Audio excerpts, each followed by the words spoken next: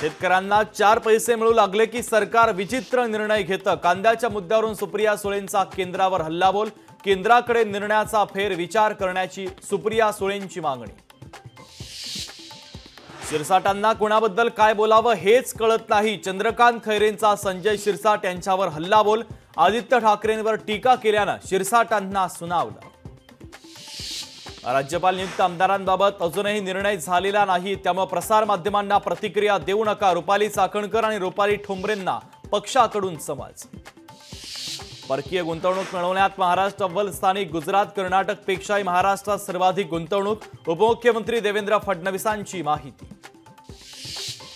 गृह विभागाकडून भारतीय पोलीस सेवेतील अधिकाऱ्यांच्या बदलीचे आदेश। मुंबईला मिळाले 3 नवे उपायुक्त।